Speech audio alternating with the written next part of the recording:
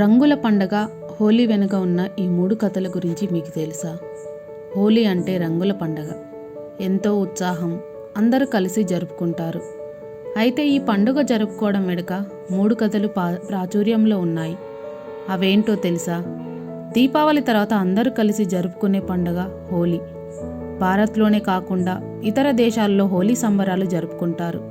పాల్గొన మాసంలో వచ్చే పౌర్ణమి రోజు హోలీ పండుగ జరుపుకుంటారు. ఈ ఏడాది మార్చి 25 సోమవారం హోలీ పండుగ వచ్చింది. ఆదివారం మార్చి 24వ తేదీన హోలికా దహనం జరుపుకుంటారు. శుభముహూర్తం పౌర్ణమి తిథి ప్రారంభం మార్చి 24 ఉదయం 9:54 గంటలకు, పౌర్ణమి తిథి ముగింపు మార్చి 25 మధ్యాహ్నం 12:29 గంటలకు. హోలీ వెనుక ఉన్న కథలు. చిన్న పెద్ద అని తేడా లేకుండా అన్ని మతాల వాళ్ళు హోలీ సంబరాలు ఆనందోత్సాహాలతో జరుపుకుంటారు. ఒకరిపై ఒకరు రంగులు చల్లుకుంటూ సంతోషంగా గడుపుతారు. నేపాల్లో హోలీని జాతీయ పండుగ జరుపుకుంటారు. హోలీ పండుగ గురించి ఒక్కో ప్రాంతంలో ఒక్కో కథ ఉంటుంది.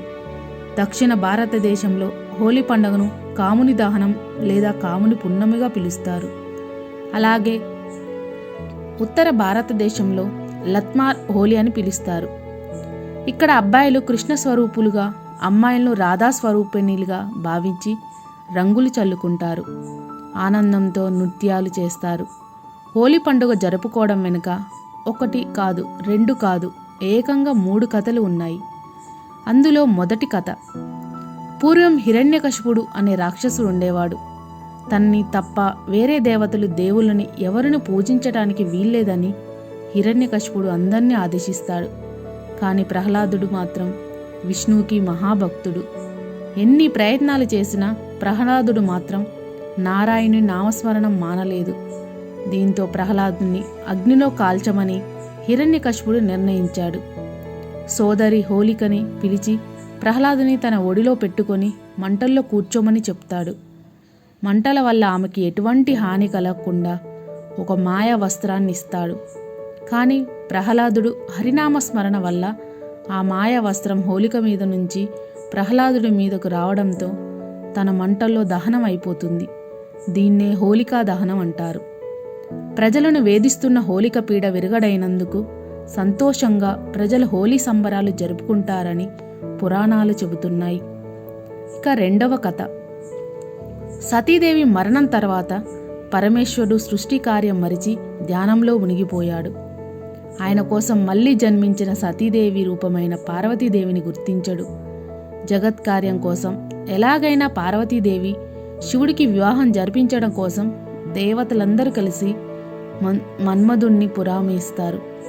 శివుడు ధ్యానంలో ఉన్న సమయంలో మన్మధుడు తన పూల బాణాన్ని ప్రయోగించడంతో శివుడి ధ్యానం భగ్నమవుతుంది. కోపాధిక్యుడై ఆయన శివుడు 3వ కన్ను తెరిచి మన్మధుణ్ణి భస్మం చేస్తాడు. తన భర్త బ్రతికించమని రతీదేవి వేడుకుంటుంది. శివుడు అనుగ్రహం కోసం తపస్సు చేస్తుంది.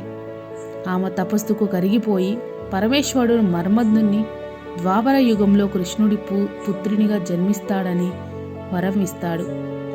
ఇలా శివుని ఆగ్రహానికి గురైన మన్మధుడు చనిపోయిన రోజున కామదహనం జరుపుకుంటారు. ఆ రోజు పౌర్ణమి.